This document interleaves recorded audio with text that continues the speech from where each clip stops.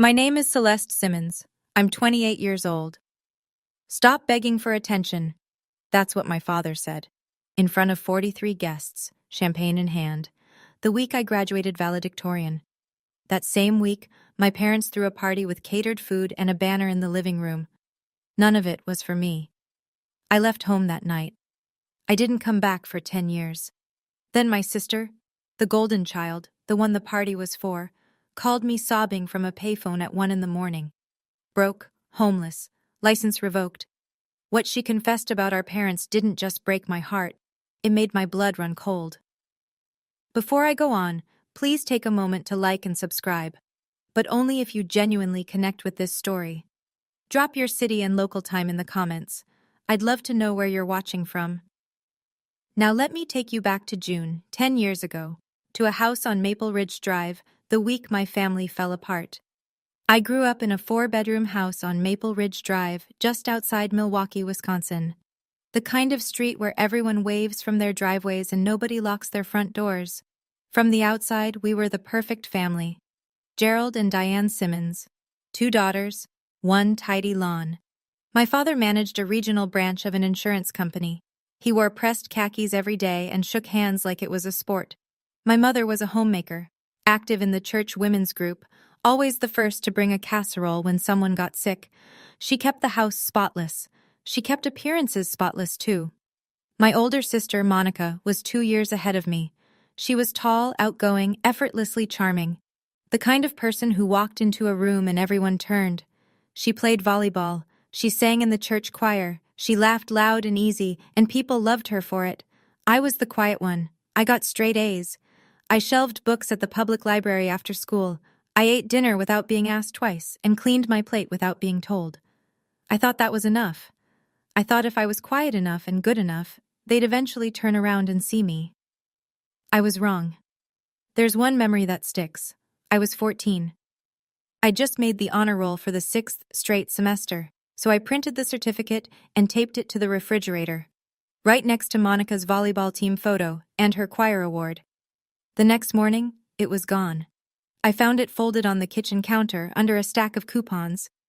I asked my mother about it. She didn't look up from her coffee. The fridge was getting cluttered, honey. Monica's photos stayed. At the time, I told myself it didn't mean anything, but that refrigerator door was a scoreboard I was never allowed to win, and I didn't know yet that the scoreboard was rigged from the start. Senior year, I had one goal: valedictorian. I took 5 AP classes. I studied until 2 in the morning most nights, hunched over my desk with a lamp and a cold cup of tea. I worked 12 hours a week at the library to save money. I wrote scholarship essays on my lunch breaks. None of it was loud. None of it was seen. That spring, the school counselor called me in and told me I'd earned the top GPA in my graduating class. I would deliver the commencement speech. 700 people, my name on the program. I drove home that afternoon with the official letter on the passenger seat, and I swear the sunlight felt different. I set the letter on the kitchen table and waited for my parents to come home. My father walked past it, picked up the mail, put the mail on top of the letter. My mother came in carrying groceries. I said, "Mom, I got something today. Can I show you?" She glanced at the table. "What is it, honey?" "I'm valedictorian. They want me to give the graduation speech." "Oh, that's nice, sweetie." She turned to the fridge and started putting away milk. "Have you started on your speech? Maybe ask one of your teachers to help." That was it. I did ask a teacher. Mrs. Ruth Calloway, my AP English instructor. She was 62, sharp-eyed, silver hair always pinned back, reading glasses on a chain around her neck. She read my first draft at her desk after school, red pen in hand. When she finished, she set the pen down, looked at me over those glasses, and she wrote one line at the bottom of the page in neat cursive. "I'm proud of you. Remember this feeling." That line from Mrs. Calloway, I would need it more than I ever imagined. Graduation week started on a Tuesday. That was the day the official valedictorian letter arrived by certified mail. Heavy cream envelope, school seal embossed in gold. I left it on the kitchen counter, propped against the fruit bowl where someone would have to see it. Wednesday morning, Monica called home. She'd been accepted to medical school. Within an hour, my mother had called 15 people. I could hear her from upstairs, pacing through the living room, her voice bright and breathless. "Can you believe it? Our Monica!" By noon, my father had ordered a banner online. White letters on navy blue. Future Dr. Simmons. By Friday, the caterer was booked. Saturday, the party. 43 guests packed into our backyard. Aunts, uncles, cousins, neighbors, friends from church. My father had rented a folding table for the desserts. My mother wore a new blouse. There were champagne flutes on every surface and a sheet cake with Monica's name written in lavender frosting. I came home from my library shift at 4 o'clock. I could hear the noise from the driveway. I sat in my car for a moment, my graduation gown folded in the back seat, and I told myself, just go in, be happy for her. Maybe someone will ask. No one asked. I moved through that party like a ghost. I refilled chip bowls. I smiled at my Aunt Linda. I said congratulations to Monica, and I meant it. I truly did. She hugged me sideways, already turning to the next person. At some point, I drifted back into the kitchen, and there on the counter, exactly where I'd left it 4 days ago, was the valedictorian letter. It was pinned beneath a stack of used paper plates, soaking up a ring of condensation from someone's glass. I picked it up. The gold seal was smudged, and something inside me shifted. I walked back outside holding the letter. The yard was full. People were clustered around the dessert table, laughing, holding plates. My father stood near the grill with his arm around Monica, telling someone about the acceptance rate at her medical school. My mother was pouring champagne. I went to my mother first, touched her arm gently, kept my voice low. "Mom, I have some news too. I'm valedictorian." She looked at me, smiled quickly. "Oh, right. That's great, honey." Then she turned back to the champagne bottle and topped off a guest's glass. I stood there for 10 seconds, maybe 15. Then I tried again, louder this time, loud enough that the small group near the patio heard. "I also graduated this week. I'm giving the valedictorian speech on Monday." The yard didn't go quiet all at once. It went quiet in a ripple. A few heads turned. Aunt Patricia, my mother's younger sister, looked up from her plate. Monica glanced over. My father set down his drink. He looked straight at me, and his voice didn't rise. It didn't need to. It cut just fine at room volume. "Celeste, stop begging for attention. Not everything is about you. This is your sister's night." 43 people heard it. Nobody said a word. Aunt Patricia looked down at her shoes. My uncle coughed. Monica gave a short, uncomfortable laugh and turned to someone beside her. My mother refilled another glass, as though I hadn't spoken at all. I walked back through the kitchen, through the front door, and out to my car. I sat in the driver's seat in that driveway for 15 minutes. I didn't turn on the engine. I just sat there holding a smudged letter, breathing. That was the last time I cried over this family. I sat in that car and made a decision. I would never again hand someone the power to make me feel invisible. But 10 years later, I would learn that what my parents stole from me that night was far less than what they'd been stealing all along. Monday came. Graduation day. I put on my cap and gown alone in my bedroom. I checked my reflection in the bathroom mirror. I drove to the school by myself. The auditorium held 700 people. I know because I counted the rows while I waited backstage. Families poured in. Mothers clutching cameras. Fathers saving seats. Siblings fidgeting in the back rows. I watched them from behind the curtain and felt something hollow settle in my chest. When they called my name, I walked to the podium. The lights were warm. The microphone hummed. I gave the speech I'd worked on for 6 weeks. About perseverance. About proving yourself when no one is watching. About the quiet dignity of showing up even when no one claps. 700 people clapped. I looked at row 4, seats 7 through 10. The ones I'd reserved for my family. They were empty. All 4. But in row 3, just off the center aisle, one person stood. Mrs. Ruth Calloway. She was clapping hard, both hands raised, her eyes bright behind those glasses. After the ceremony, she found me in the crowd. She didn't say much. She just handed me a small envelope, pale blue, her handwriting on the front. Inside was a card. One line. "Your parents' blindness is not your failure. Go build your life." Tucked behind the card was a business card for a scholarship coordinator at the University of Minnesota. I kept both. I still have them. That summer, I applied. I got the scholarship. I packed 2 suitcases and drove to Minneapolis. I didn't tell my parents I was leaving. I didn't tell them where I was going. The house on Maple Ridge Drive shrank in my rearview mirror until it disappeared. And I made myself a promise. I would not look back. I didn't know that the moment I left, my parents began doing something I should have discovered much, much sooner. Minneapolis was a fresh start. I moved into a shared apartment near campus with 2 roommates I found on a bulletin board. I worked part-time at a financial services office, filing, data entry, answering phones. I ate ramen 4 nights a week and counted every dollar. It wasn't glamorous, but it was mine.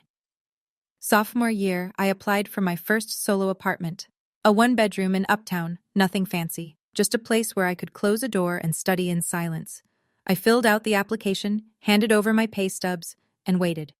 3 days later, the property manager called. "I'm sorry, Ms. Simmons. Your application has been declined." I blinked. Why? "Your credit history shows some irregularities. I can't go into specifics, but I'd recommend pulling your full credit report." I hung up and sat on my bed, confused. I had no debt, no credit cards. I'd never borrowed a dime from anyone. I'd been careful with money my entire life. I told myself it must be a system error, some mix-up with a common last name. I was 20 years old and overwhelmed with coursework. I didn't have time to chase paperwork. So I let it go. I found a different apartment, a cheaper one, no credit check required, and I moved on. That was my first mistake, but I wouldn't understand that for years. Every few months my mother called.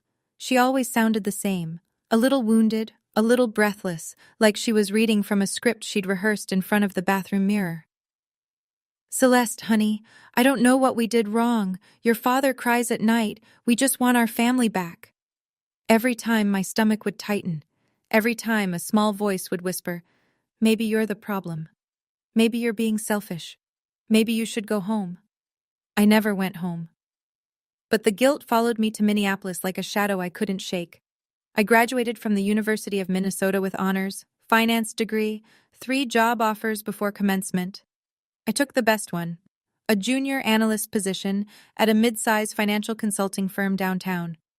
Within 2 years, I'd been promoted. Within 4, I was a senior financial analyst reporting directly to the managing partner. My boss, Margaret Thornton, early 50s, no nonsense, the kind of woman who wore reading glasses on a silver chain and remembered every number she'd ever seen, pulled me into her office one morning. "Celeste, you're one of the sharpest minds I've hired in 15 years. Keep going." I thanked her. I walked back to my desk and stared at my monitor for a long time. By 26, I had my own apartment, a reliable car, a growing savings account. I was building something real. On paper, my life looked like a success story. But every Christmas, I sat alone. I'd cook something small, roasted chicken, mashed potatoes, a glass of wine. I'd watch the snow fall over Minneapolis and think about the house on Maple Ridge Drive. Not with longing, exactly. More like a bruise you keep pressing to see if it still hurts. It always did. A little. I didn't talk to Monica. Not once in all those years. Every time her name crossed my mind, I saw the same image, the backyard party, 43 people, and my sister turning away with that short, uncomfortable laugh. She didn't defend me. She chose their side. At least, that's what I believed. I built a life that looked nothing like the one I grew up in, and I told myself that was enough. But there's a difference between enough and whole. I wouldn't learn that distinction until a payphone rang on a winter night and ripped open everything I thought I'd buried. It was a Thursday in February, 10 years after the party. I was on my couch, laptop open, reviewing a quarterly report. The apartment was quiet. Snow tapped against the window. My phone buzzed on the coffee table. An unknown number, area code 507. I almost didn't answer. I always let unknown numbers go to voicemail. But something, instinct maybe or just the late hour, made me pick up. "Hello?" Breathing, ragged. Then a voice, cracked and waterlogged, barely holding together. "Celeste? It's Monica. Please don't hang up." My hand tightened around the phone. I hadn't heard my sister's voice in a decade, but this wasn't the Monica I remembered. Confident, polished, the golden child in a white coat. This voice belonged to someone falling apart. "Where are you?" I asked. "Bus station, Rochester." "Rochester, Minnesota?" "Yes." "Why are you at a bus station at 11 o'clock at night?" A shaky breath. Then, "My phone got cut off. I don't have money for a hotel. I found a payphone." I stood up, walked to the window. The snow was heavier now. "Why aren't you at Mom and Dad's?" Silence. Long enough that I checked to see if the call had dropped. Then, very quietly, "They kicked me out 3 months ago." I set my laptop on the counter. I leaned against the kitchen wall. The words didn't make sense, not immediately. Monica was the favorite. Monica was the banner on the wall, the champagne toast, the future Dr. Simmons. Monica was the daughter they chose. "What happened?" I asked. I can't explain it all on the phone. I just need somewhere to go tonight. Please." Her voice broke on the last word. I didn't know yet what she was about to tell me. I didn't know that her next words would make me sit down on my kitchen floor. But something in the way she said, "Please, Va," like it was the last word she had left, told me this wasn't just a bad night. This was the beginning of something I could never undo. I told her to stay where she was. She talked while I pulled on my coat, not in full sentences, in fragments, like someone picking through rubble. She'd lost her medical license 6 months ago. A prescribing error, wrong dosage, wrong patient chart. The hospital launched an internal review. The state medical board opened an investigation. Within 8 weeks, her license was suspended. 2 months after that, it was revoked. "I was working 80-hour weeks," she said. Her voice was flat now, emptied out. "I was so tired I couldn't see straight. I made a mistake." I pulled my boots on, grabbed my keys. "Did you tell Mom and Dad?" "They found out before I did. Someone from the church knew someone on the hospital board. Dad called me before the letter even arrived." "What did he say?" She laughed, a short, brittle sound. "You know what he said? You know exactly what he said." I did, but I wanted to hear it. He said, "You've humiliated this family." I locked my front door.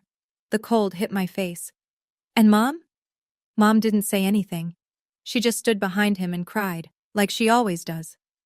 After the license was revoked, Monica couldn't make rent. She'd moved back into the house on Maple Ridge Drive. Temporarily, she thought. But 2 weeks in, Gerald told her she needed to leave. "People are talking," he said. "We told the church you're traveling abroad." So they hid her. And when hiding her got inconvenient, they discarded her. "They loved me as long as I was useful, Celeste."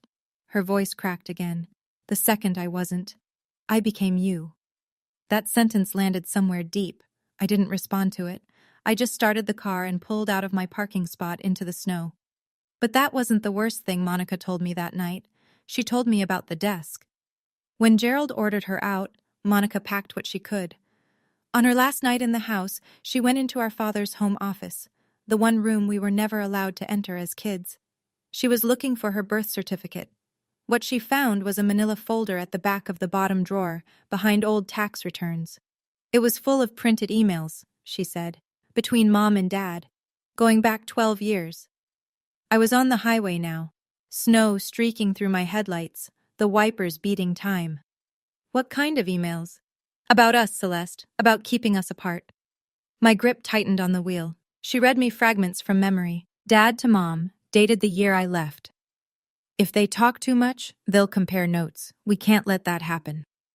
Mom to Dad, 2 years later. "Tell Monica that Celeste didn't want to come for Christmas. I'll tell Celeste that Monica is too busy." Year after year, holiday after holiday, birthday after birthday.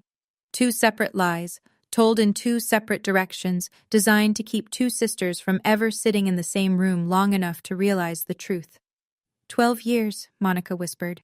12 years they made me believe you didn't care about me, and they made you believe I looked down on you." The highway was empty, just my headlights in the snow. "They played us like chess pieces, Celeste, and we never even knew we were on the same board." I drove in silence for a full minute. Then I said, "Is there anything else in that folder?" Monica's voice changed. It got smaller. Careful. "Yes, and it has to do with money."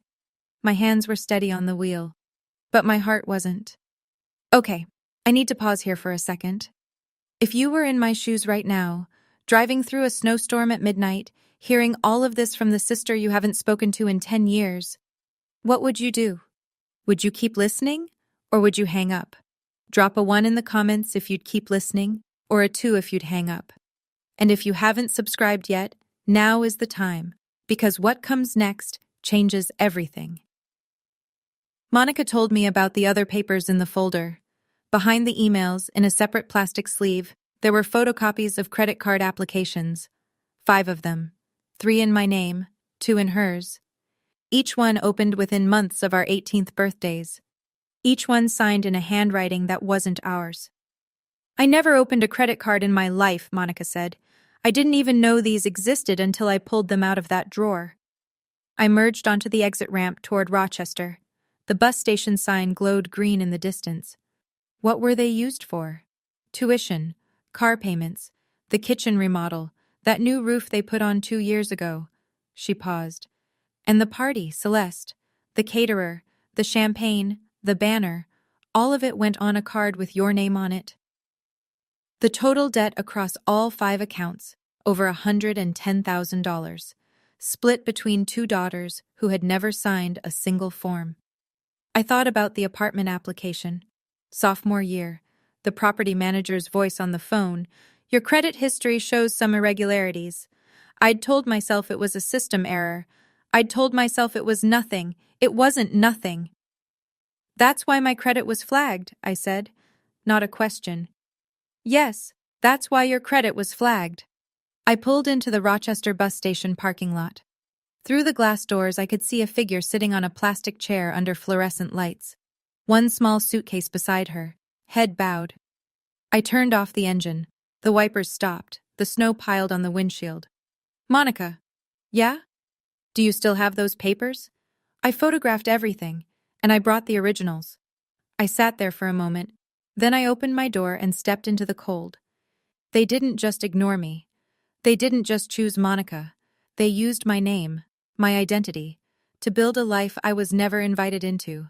And they did the same thing to her. She looked different. The Monica I remembered was polished.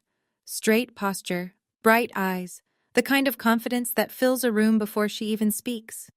The woman sitting on that plastic chair was 15 pounds lighter, hollow-cheeked, wearing a coat that was too thin for February in Minnesota.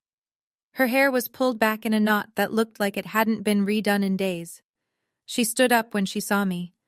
We looked at each other across the fluorescent waiting room. 10 years. 10 years of silence, built on lies neither of us chose. I didn't hug her. I wasn't ready for that. But I held the door open. "Get in the car." She picked up her suitcase. It was small, the kind you'd pack for a weekend trip, not for the rest of your life. She walked past me, and I smelled stale coffee and bus exhaust. We drove in silence for the first 5 minutes. I kept my eyes on the road. She kept hers on the window. Then very quietly, she said it. "I'm sorry about the party, Celeste. I should have said something." I didn't respond right away. I let the words sit between us. The highway hummed beneath the tires. "You're staying at my place," I said, "as long as you need." She nodded. Her eyes were wet, but she didn't cry. Not yet. "But tomorrow morning, we're calling a lawyer." "A lawyer?" "A lawyer. What they did isn't just wrong, Monica. It's a crime. And if we want those accounts off our names, we have to report it."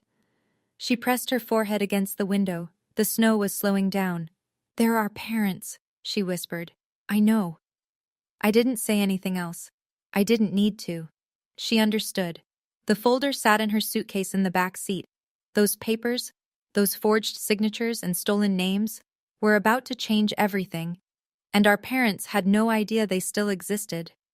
The next morning, I sat at my kitchen table with my laptop open and Monica in the chair beside me.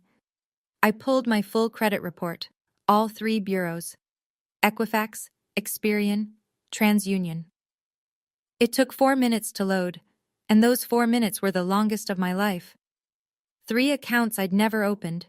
3 credit cards, each with a Milwaukee billing address. The house on Maple Ridge Drive. Opened in August, 10 years ago.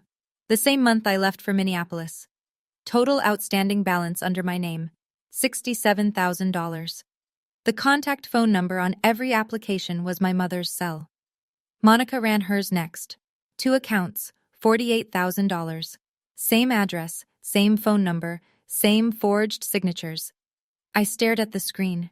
$67,000. A number that had been sitting on my name for a decade while I lived on ramen and worked double shifts and got turned down for apartments I should have qualified for. I need to make a call, I said. A colleague at the firm had once mentioned a lawyer who handled fraud cases. I found his card in my desk drawer. James Whitford, attorney at law, specializing in consumer fraud and identity theft. I called at 9 sharp. His assistant put me through in under a minute. I laid out the facts, the accounts, the forged signatures, the timeline. I kept my voice even. I gave him the numbers. When I finished, there was a pause. 3 seconds of silence. Then James Whitford said, very carefully, "This is federal. This is identity theft under 18 U.S.C. Section 1028. Each forged application is a separate count." I looked at Monica. She was gripping her coffee mug with both hands, her knuckles white. Whitford's next words were the ones I wasn't ready for. "If you want these debts removed from your credit, you'll need to file a formal report, an FTC identity theft affidavit, and a police report, and that means naming the perpetrators, your parents." 2 days later, my phone rang during lunch. Monica's name on the screen, which meant she was using the phone I'd lent her. She was calling from my apartment. Her voice was tight. "Dad just called. He doesn't know I'm here. He called your number because it's the one I answered last time." I set my fork down. "What did he say?" "He wants me to come home. He says Mom is sick." "Is she?" "She's not sick, Celeste. She has acid reflux. She's had it for 15 years. I almost smiled. Almost. He said something else. "What?"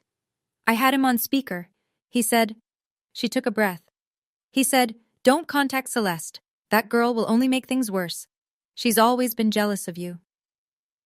I was sitting in the break room at my office, 2 colleagues at the next table, eating sandwiches, talking about a client meeting. Normal life, 3 feet away. And here I was, listening to my father lie about me to my sister, again, from 200 miles away. "There's more," Monica said. "He told me if I don't come back, he'll call the police and report that I stole items from the house when I moved out." I set my jaw. "What items?" "He didn't say, but we both know what he's talking about. The folder, the emails, the credit card applications, the proof. Our father wasn't worried about stolen property. He was worried about stolen evidence. He just didn't know that Monica had already shown it to me. He didn't know that a lawyer had already seen it. And he had no idea that the documents he was trying to get back were the very things that could put him in a federal courtroom." "Don't call him back," I said. "Don't engage. Let Whitford handle it." I hung up and stared at my lunch. I wasn't hungry anymore. The next day, it was my mother's turn. I was at my desk when the call came in. A Milwaukee area code. I knew before I answered. "Celeste, honey." Her voice was thin and trembling, the way it always gets when she wants something. "I've been so worried about you. I don't understand why you and your sister are pulling away from us. Your father and I, we love you both so much." I let her finish. Then I asked the question. "Mom, did you open any credit card accounts under my name?" Silence. Not the brief kind, the kind that has weight. "What are you talking about?" 3 credit cards, my name, your phone number on the applications, opened 10 years ago." More silence. Then her voice shifted, higher, tighter, wounded. Are you accusing me? After everything I've done for you? I raised you, Celeste. I fed you. I drove you to school every morning. And now you're calling me a thief?" "I'm not accusing you, Mom. I'm asking, and you haven't said no." I could hear her breathing, fast, shallow. Then the tears started. "I can't believe this. I can't believe my own daughter would say something like this to me.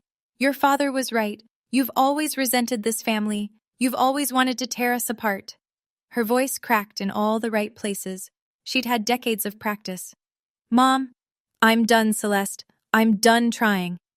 The line went dead. I put my phone face down on the desk. I sat very still for a moment.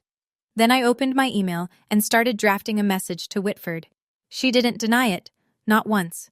She cried, she deflected, she accused, she performed, but she never once said no.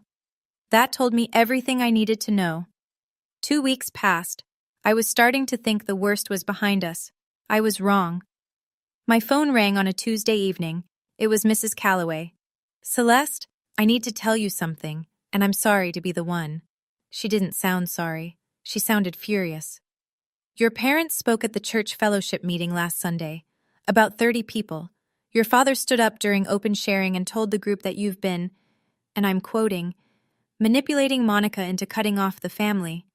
He said you've always been jealous, and that you're using her breakdown to turn her against them." I closed my eyes. Your mother sat beside him and cried the entire time. She told people she hasn't slept in weeks. I could picture it perfectly.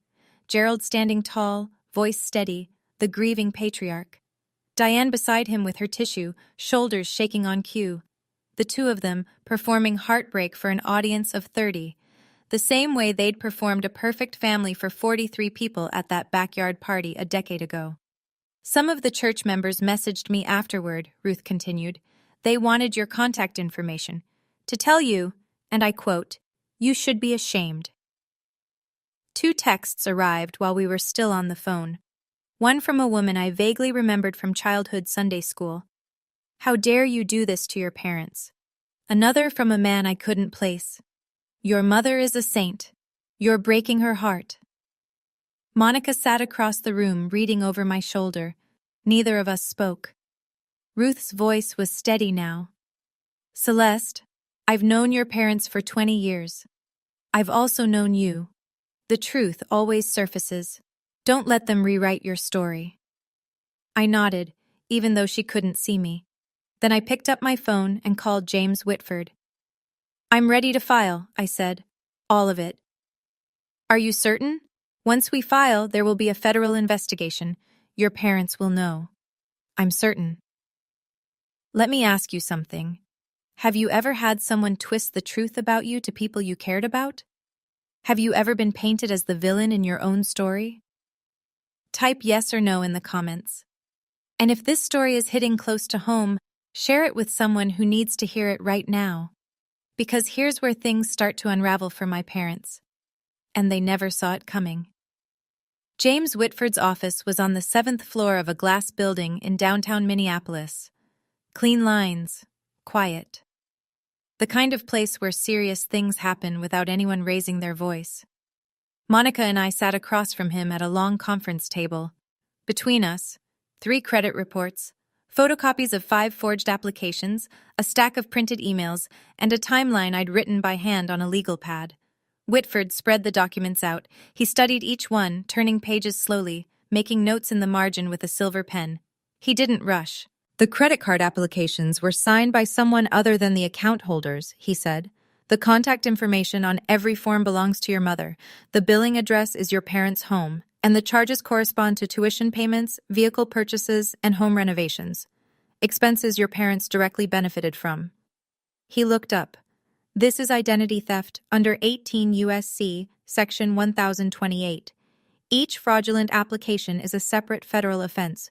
Combined with the forged signatures, we're also looking at fraud and potentially wire fraud, depending on how the applications were submitted."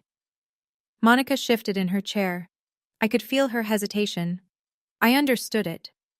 These weren't strangers we were talking about.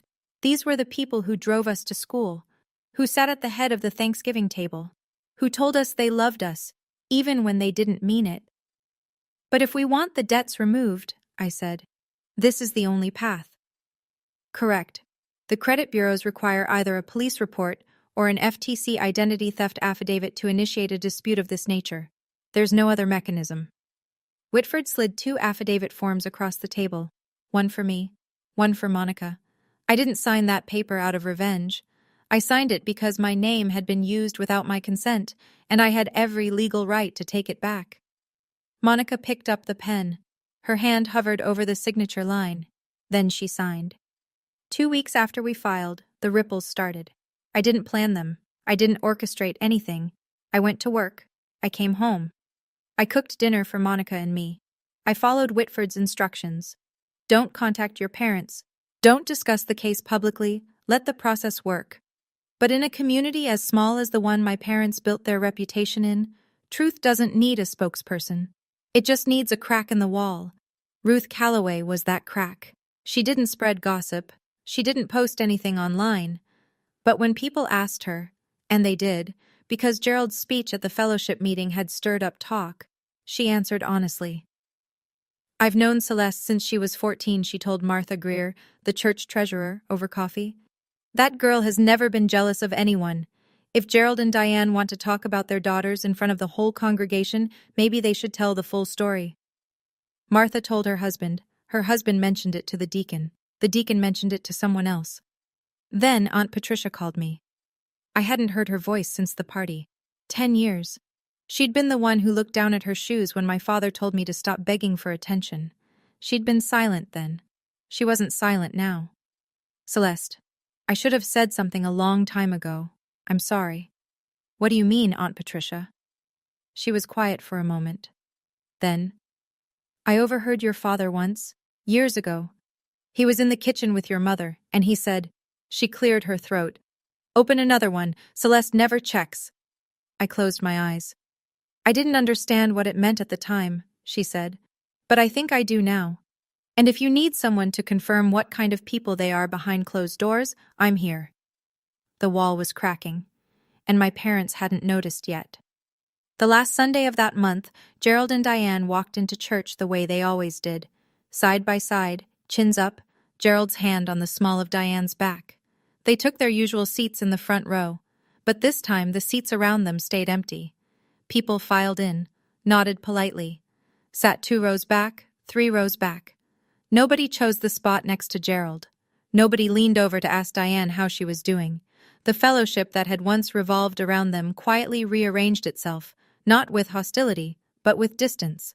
The pastor, Reverend Alan Marsh, didn't name anyone. He never did. But his sermon that morning was about truth, accountability, and the sacred trust between parents and children. He quoted Proverbs. He spoke about the weight of deception carried inside a household. He looked out over the congregation and said, a family built on secrecy will eventually be undone by the very secrets it keeps. Gerald stared straight ahead. His jaw was tight. Diane pressed a tissue to her face. After the service, 3 couples, longtime friends, people who had been at the backyard party 10 years ago, approached Gerald near the parking lot. Howard and Jean Dempsey, Frank and Louise Cole, the Myers. Howard spoke first. His voice was low but direct. Gerald, we need to ask you something. Is it true you opened credit cards in your daughter's names? Gerald's face didn't crumble. It hardened. My family's business is my family's business. That's not a denial, Gerald, Howard said. Diane grabbed Gerald's arm and pulled him toward the car. She was crying. Real tears this time, or maybe the same rehearsed ones. It was getting hard to tell the difference. I wasn't there. I didn't need to be. The truth doesn't need a microphone. It just needs one honest voice. And then another, until the silence becomes impossible to maintain. Gerald called me that evening. I was washing dishes. The phone buzzed on the counter, and his name lit up the screen. I hadn't seen it there in 10 years. I dried my hands, picked it up, and answered. Celeste.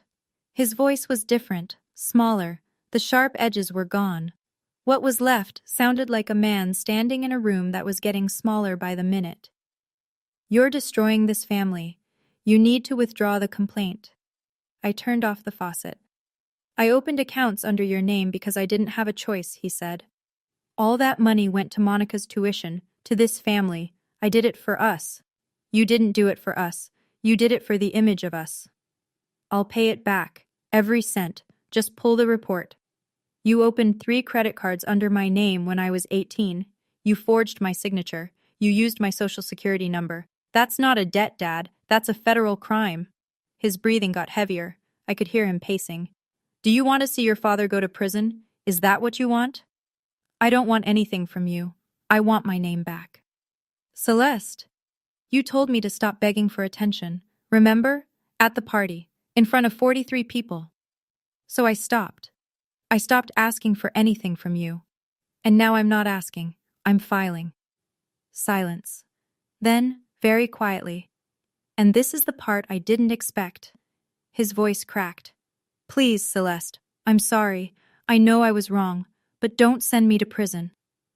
I stood in my kitchen, phone to my ear, and I felt something I didn't anticipate. Not satisfaction, not triumph, something closer to grief. Dad, I'm not sending you to prison. You walked yourself there 10 years ago. I hung up. My hands were steady, but something in my chest was not. The weeks that followed were quiet in the way an aftermath is quiet. Not peaceful, but still. Whitford sent updates by email. The FTC had processed our affidavits. Milwaukee police had opened an investigative file. The credit bureaus had flagged all 5 fraudulent accounts and initiated formal disputes. The machinery of justice was turning, slowly and without drama, the way it's supposed to. I went to work every morning. I analyzed numbers. I sat in meetings. I drank coffee at my desk and watched the snow melt outside my window. None of my colleagues knew what was happening in my personal life. I didn't need them to. Then one Wednesday afternoon, Margaret Thornton called me into her office. She was standing behind her desk with her arms folded and a look on her face I couldn't read. Sit down, Celeste. I sat. I'm nominating you for the Midwest Regional Financial Analyst Award. It's given to 1 analyst per year across the tri-state region. The selection committee reviews next month. I blinked. Thank you, Margaret. Don't thank me. You earned it. Your work on the Pendleton account alone would have been enough. But your consistency over 4 years, that's what sealed it. She shook my hand. Firm, brief. Then she went back to her reading. I walked out of her office and down the hallway. Halfway to my desk, I stopped.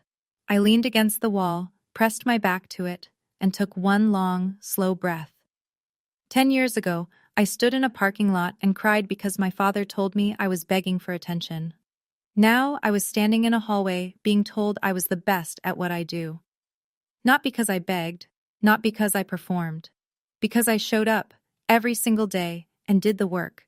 I didn't need my father's approval anymore. I had something better. I had my own. She showed up on a Saturday morning. No warning, no call. I opened my front door to get the newspaper, and there was Diane Simmons standing in the hallway, eyes swollen, coat wrinkled, looking like she'd driven through the night. Celeste, please, we need to talk. I held the door open but didn't step aside. She stood in the threshold, half in and half out. Your father could go to prison, she said. Do you understand what that means? We could lose everything. You opened accounts in my name, Mom. You signed the applications. I didn't have a choice. Your father made me. Mom! Monica's voice came from behind me. She stepped into the doorway, arms crossed. Diane's face changed. She hadn't known Monica was here. She looked between us, her 2 daughters standing together for the first time in over a decade, and something behind her eyes flickered. Not guilt, fear. Monica, sweetheart. Don't. Monica's voice was steady, quieter than I'd ever heard it. I read the emails, Mom, all of them, including the one where you wrote to Dad. Open another one. Celeste never checks. Diane's mouth opened, closed, opened again. No sound came out. You weren't forced, Monica continued. You participated every single time. Diane's eyes filled. She looked at me, then at Monica, then back at me. Mom, I said, I don't want you to go to prison, but I'm also not going to carry $67,000 of debt that I didn't create. You have a choice. Cooperate with the lawyer. Acknowledge what you did. Negotiate a resolution. Or wait for the federal investigators to come to you. She stared at me. Her lip trembled. Then she turned, walked down the hallway, and disappeared down the stairs without another word. Monica closed the door. We looked at each other. She'll tell Dad, Monica said. I know. Then what? Then they decide. That's their choice now, not ours. It took 3 weeks. Whitford called on a Friday afternoon. I was at my desk, mid-report, when his name flashed on my screen. They've retained counsel, he said. Their attorney reached out this morning. They want to negotiate. I leaned back in my chair. Through the window, the first green of spring was starting to push through the Minneapolis skyline. What are they offering? full acknowledgement of the fraudulent accounts, restitution of all outstanding balances, $115,000 including accrued interest, paid through a structured repayment plan. In exchange, they're requesting that you and Monica support a plea agreement rather than pushing for a full federal prosecution. What does the plea look like? Guilty plea to identity theft, 3 years supervised probation, a financial restraining order barring them from accessing either daughter's personal information, credit, or financial accounts. No prison time. I thought about it. Not for long. Monica and I didn't file this to put them in prison. We filed it to get our names back. Then this achieves that. Accept it. The paperwork took another month. Gerald and Diane Simmons entered guilty pleas in a Milwaukee federal courtroom. No cameras, no spectators, just 2 attorneys, a judge, and 2 parents who had spent 20 years building a perfect image, signing papers that admitted it was a lie. The credit bureaus removed all 5 fraudulent accounts within 60 days. My credit score climbed 190 points in 6 months. For the first time in my adult life, my financial identity was actually mine. I called the property management company in Uptown, the one that had turned me down 7 years earlier. I wasn't looking for an apartment. I just wanted to say one thing. The reason I was declined in my application years ago was identity theft. My record has been corrected. The woman on the phone paused. I'm sorry that happened to you, ma'am. I didn't ask for my name back out of revenge. I asked because it was mine. That was always enough. News doesn't travel fast in a community like the one my parents built their lives around. It travels slow, through glances, through silences, through the things people stop saying. Nobody in the church congregation held a meeting. Nobody made an announcement. But within weeks of the plea, the quiet rearrangement that had started on that Sunday morning became permanent. Gerald and Diane stopped attending services. Not because they were asked to leave, Reverend Marsh would never do that, but because the space they'd occupied for 25 years no longer felt like theirs. The front row seats stayed empty for 3 weeks before someone else filled them. Their friends, the Dempseys, the Coles, the Myers, stopped calling, not out of cruelty, out of embarrassment. We believed them, Jean Dempsey told Aunt Patricia. For 10 years, we believed every word. Patricia kept me informed. Short phone calls once a week. She didn't editorialize. She just told me what she saw. Your father put the house on the market, she said one evening in late spring. They're using the equity for the restitution payments. They're moving into a 2-bedroom rental on the south side. I sat with that for a moment. The house on Maple Ridge Drive, the tidy lawn, the refrigerator with Monica's photos, and my vanished honor roll certificate. How is he? I asked. I didn't know why I asked. He's quieter, Patricia said. Your mother, too. They don't go out much. Thank you for telling me, Aunt Patricia. Of course, sweetheart. I hung up and stood at my kitchen window. The trees along my street were starting to bloom. He spent his whole life building an image, and in the end, the truth didn't demolish it. It just turned the lights on, and the people around him finally saw what had always been there, and looked away. Monica lived with me for 3 months. I won't pretend those months were easy. We were 2 women in their late 20s, sharing a 1-bedroom apartment, carrying 2 decades of damage we were only beginning to understand. There were good nights, cooking together, watching old movies, laughing at things that probably weren't that funny. And there were bad nights. One evening in March, I said it, the thing I'd been holding since the party. Why didn't you say something that night? When Dad told me to stop begging, you just laughed. Monica put down her fork. She looked at the table for a long time. Because I believed him, she said. I thought you were being dramatic. They'd spent years telling me you resented me, that you were jealous, that you wanted to ruin every good thing that happened to me. And I bought it. All of it. For 10 years? For 10 years. We sat in silence. The heater clicked. I'm sorry, Celeste. I don't know how to make it right. You don't have to make it right. You just have to be honest. We started therapy, separately. Different offices, different therapists. Monica worked through the pressure of being the golden child, the impossible weight of a role she never chose. I worked through the invisibility, the guilt, the years of wondering if I was the problem. Monica found a job in April, a community health outreach coordinator at a nonprofit clinic. She used her medical knowledge without needing a license. The pay was modest. She didn't care. "First time in my life I'm working because I want to," she told me one evening, lacing up her sneakers for an evening walk. "Not because Dad needs a doctor in the family portrait." By May, she'd moved into her own apartment, 15 minutes from mine. Healing isn't a straight line. Some nights we argued. Some nights we just sat together in silence. Both were necessary. The award ceremony was held at the Grand Marquette Hotel in downtown Minneapolis. A ballroom with tall windows, white tablecloths, and 200 people from financial firms across the Midwest. I wore a navy dress I'd bought for the occasion. Simple. Professional. I arrived alone, checked in at the registration table, and took my seat near the front. When I looked at row 3, just off the center aisle, I saw two faces I didn't expect, Monica, and beside her, Ruth Calloway. Ruth had flown in from Milwaukee that morning, $80 for a round-trip budget flight. She was wearing a gray blazer and her reading glasses on their chain, and she was sitting in the third row with her hands folded in her lap, exactly the way she'd sat at my graduation 10 years ago. My name was called at 8:15. I walked to the podium. The microphone hummed. The lights were warm. 200 people looked up at me. I kept my speech short. 10 years ago, someone told me I was begging for attention. I carried that sentence with me for a long time. Tonight, I'm not begging for anything. I'm standing here because I earned this, and I want to thank the people in this room, and a few who aren't, who saw that before I could. The room applauded. I looked at row 3. Monica was crying. Not the broken, ragged tears from the bus station. Clean, quiet tears, the kind that come when something lost is finally returned. And Ruth Calloway stood, both hands up, clapping hard, the same way she'd stood in that auditorium a decade ago when 700 people applauded and 4 chairs sat empty. After the ceremony, she found me by the coat check.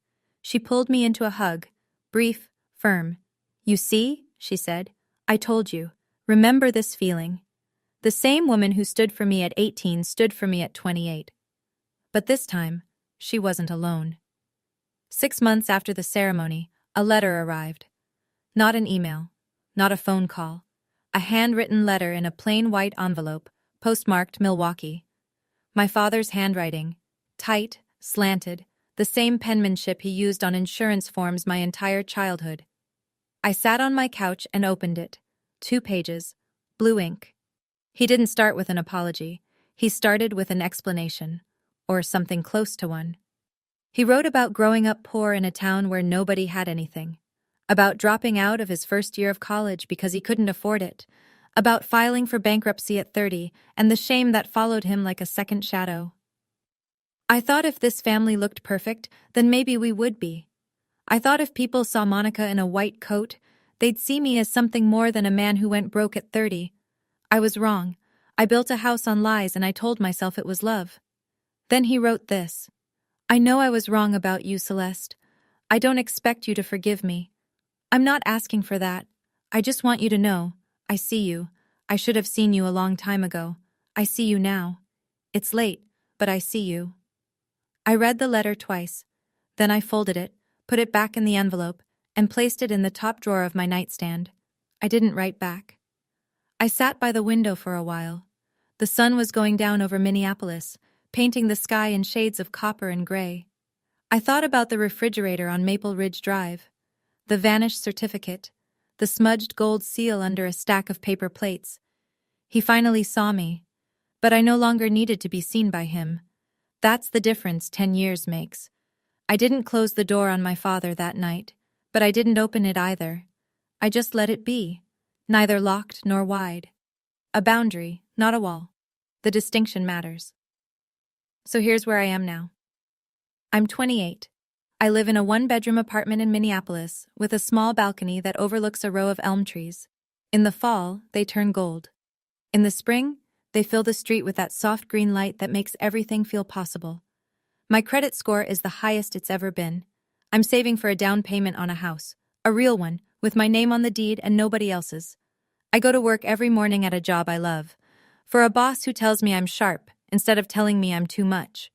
Monica lives 15 minutes away. We have dinner together every Thursday, not because someone told us to, but because we want to. Sometimes we cook.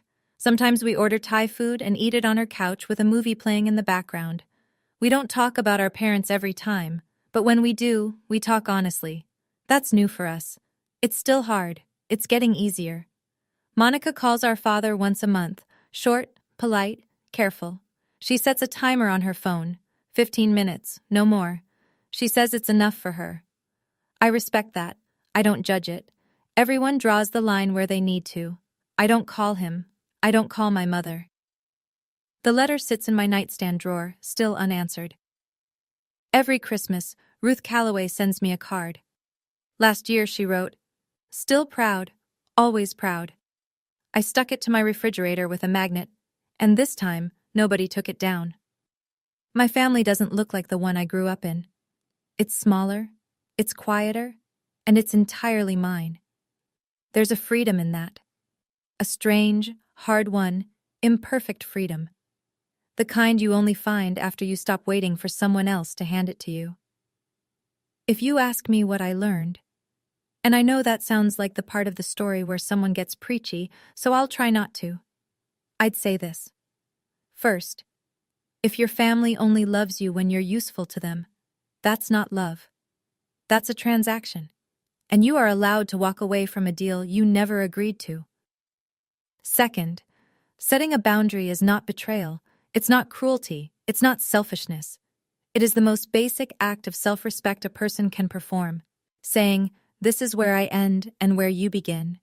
I spent 18 years with no boundaries and 10 more years learning how to build them. I wish someone had told me earlier, you don't need anyone's permission to protect yourself. Third, if you graduate top of your class and nobody throws you a party, throw your own. Buy yourself a cake, light a candle, sit with it. You earned that moment, and no one else's silence can take it from you. And fourth, this is the one that took me the longest to understand. If someone tells you stop begging for attention when you're sharing something you're proud of, the problem is not that you're too much. The problem is that they are offering too little. And that gap is not yours to fix. I'm not telling you what to do with your family. I don't know your story. I don't know your parents, your siblings, your history. But I know this. The people who are supposed to love you should not be the ones who make you feel invisible. And if they do, you are not obligated to stay in the room. Setting a boundary is not abandoning your family, it's refusing to abandon yourself. That's what I learned, the hard way, over 10 years, and I'd do it all again. I started this story with a girl, 18 years old, sitting in a parked car in her parents' driveway, holding a smudged letter, crying in the dark, while 43 people laughed and clinked glasses in the backyard behind her. I'm 28 now. I don't cry over them anymore. Not because I don't feel anything. I feel everything. I feel the weight of what was lost and the relief of what was found.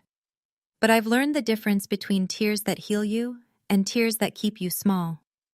I don't waste mine on people who never earned them. My father told me I was begging for attention.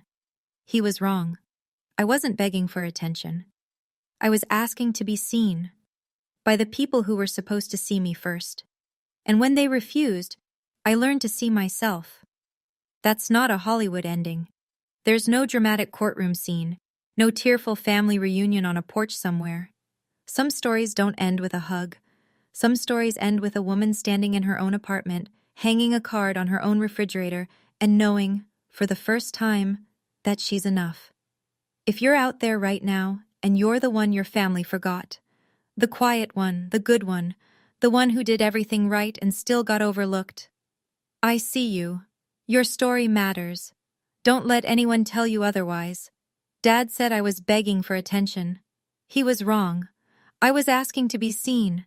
And now I see myself. Thank you for staying until the end. If this story meant something to you, drop a comment and tell me. What boundary did you set that changed your life? I read every single one. If you want more stories like this, hit that subscribe button and check the description for our latest video. And remember, you don't need anyone's permission to be proud of who you are.